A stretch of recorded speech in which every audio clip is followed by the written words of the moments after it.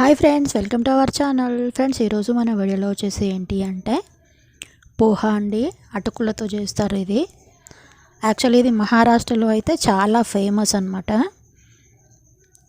So friends, చాలా క్రిస్పీగా ఉండే ఈ అటుకుల పోహాని ఎలా ప్రిపేర్ చేసుకోవాలో మనం ఈ వీడియోలో చూసేద్దాం ఫ్రెండ్స్. ముందుగా అయితే నేను పాన్ పెట్టి అటుకులు వేసానండి.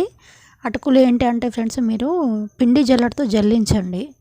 ఒకసారి అడుగున ఉండే పొట్టు లాంటిది ఉంటుంది కదా, అదంతా పిండి జల్లెడతో జల్లించినప్పుడు వెళ్ళిపోతుంది అనమాట. అది ఉంటే ఏంటంటే మనకి అటుకులు మాడిపోతాయండి కింద. సో అందుకని అదంతా జల్లించేసేయండి, వేస్టేజే కదా అది మనకి. సో ఇంకొకటి ఏంటంటే ఇక్కడ మనం లో ఫ్లేమ్లోనే పెట్టాలండి. స్టవ్ పెట్టేసి ఓ 2-3 నిమిషాలు మనం ఇలాగే ఏం ఆయిల్ ఏం యాడ్ చేయకుండా ఇలాగే కొంచెం రోస్ట్ చేసామంటే పక్కన పెట్టేసి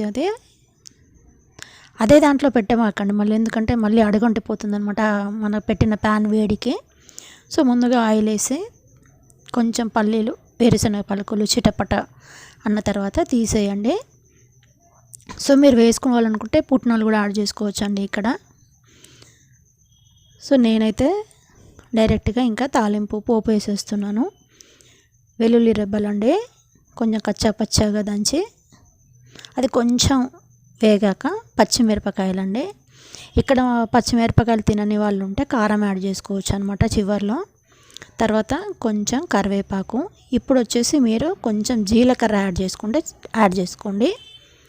నెక్స్ట్ వచ్చేసి పసుపు అండి, ఒక 1/2 టీ స్పూన్ పసుపు.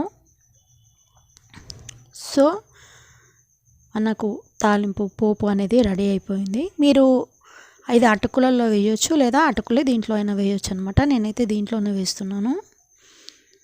సో మనం వేయించి పెట్టుకున్న వేరుశనగ పలుకులు కూడా అవి అటుకులలోనే వేసాను అనమాట.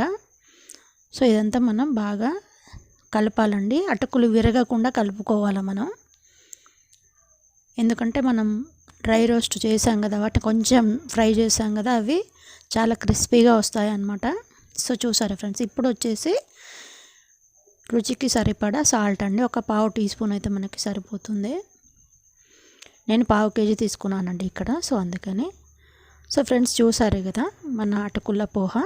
వీడియో నచ్చితే ఫ్రెండ్స్ లైక్ చేయండి, షేర్ చేయండి, కామెంట్ చేయండి. ఛానల్ని సబ్స్క్రైబ్ చేయడం మాత్రం మర్చిపోకండి.